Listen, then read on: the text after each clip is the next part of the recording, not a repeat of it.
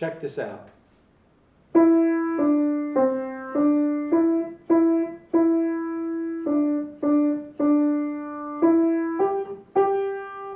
Mary Had a Little Lamb, right? Diatonic melody using the first 5 notes of the major scale. C, D, E, F, G, Do, Re, Mi, Fa, Sol. And it's usually harmonized with 1 and 5 chords, like a lot of folk songs.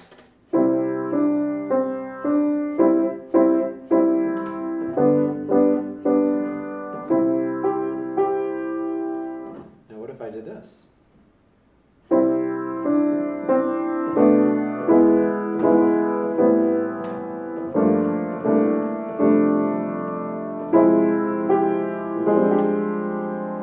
Same melody, diatonic, very simple, but what was different?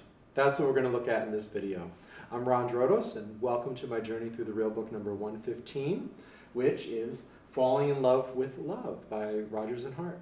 And that's exactly what Richard Rodgers would do in a lot of his pieces. I've never actually read about this. I figured it out, and maybe I'll start writing about it in my blog, but basically now you know. And he would take these melodies, My Romance. He'd write these melodies, even Edelweiss from The Sound of Music, another great example, that are diatonic.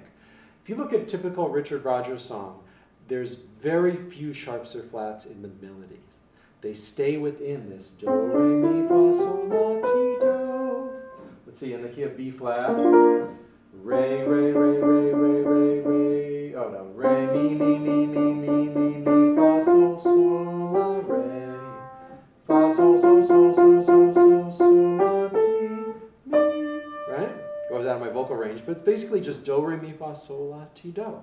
But what he's doing is he's harmonizing them chromatically like I did. And he's going to different related keys within this, the relative minor, the key of the 4. So you have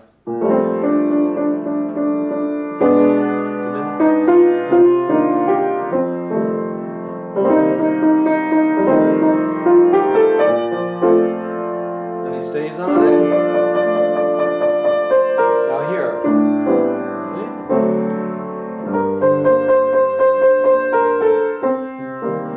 Some substitutions to take it even further. So that's, I think, one of the beauties of Richard Rodgers' music that I like to embrace and really go for, even when I'm improvising, sometimes take that idea of these diatonic harmonies and not do so much chromatic sometimes, at least not at first, and then see what the solo builds. In other words, embracing what's already in the tune. I think that's one of the special things about Richard Rodgers' music. That even carried through when he was working with Hammerstein later on. So this tune, it's not called da da da da da da da da da da da da da. It's falling in love with love, right? It's a lyric. We tend to think that, oh, it's just these notes. You know, we hear Keith Jarrett doing it. You know, fast burning tempo. But the lyric actually had a little charm to it, right? A lot of charm, and it's in 3/4 because it was originally.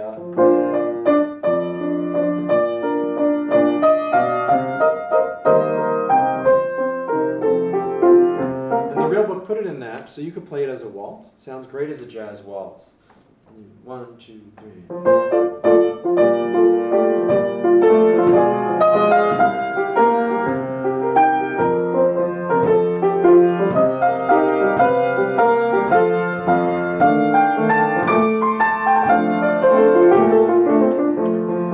Great jazz waltz, you know. Also works well medium swing.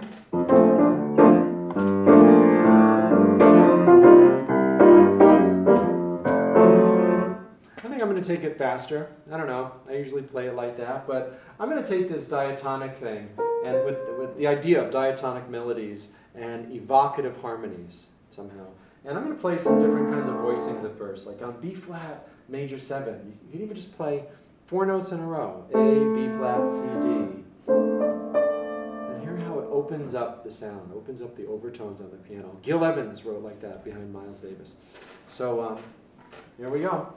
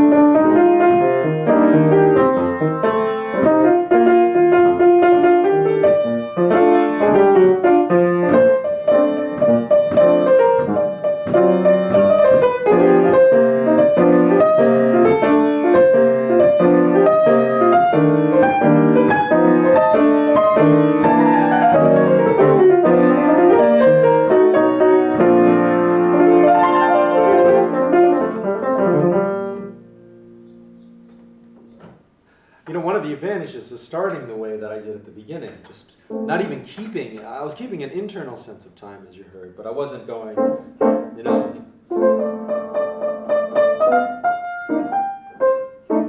keeping that sort of held note or the suspended time or any way you play kind of more simple at the beginning. It actually lets the music breathe a little bit, and I at least for me, I tend to play less of sort of mechanical type stuff, licks and everything, when I start out with a sense of, okay, I'm going to play this, and I'm listening, and where does it want to go, and sort of the music takes over by itself, and or comes through you in a different way. Also, it lets it build, so at the end, if you are playing fast, it sort of seems like it's arrived somewhere. It's not just, okay, you guys playing fast for about 10 minutes. So there's a lot here. There was starting simple like that and letting the music breathe, letting it grow, letting it develop.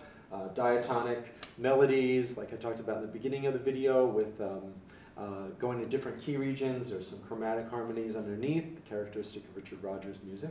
And then also being inspired by the charm of a lyric, to play it the original way as a waltz, and even the original non-jazz way.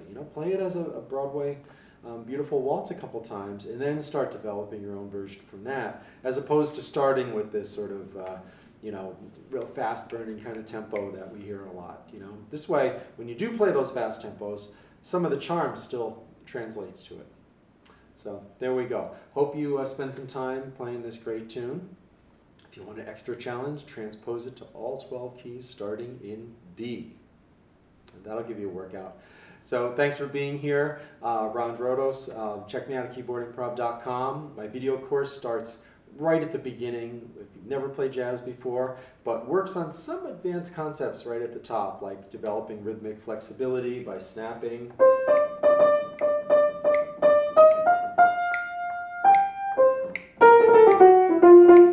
Try it, not as easy as you think. And really motivic development, all that stuff can be, you can start thinking about that right at the beginning and experiencing some of it, even if you're just starting to play jazz. It's not advanced in terms of concept, but it's advanced in the sense that most people don't get to it for a couple years, and it's a lot of fun to do from the beginning, and it will help your playing all the way along, and you will still be playing with those concepts when you're at the advanced stages. So that's what I mean by that. Good luck with your playing. I'll see you next time.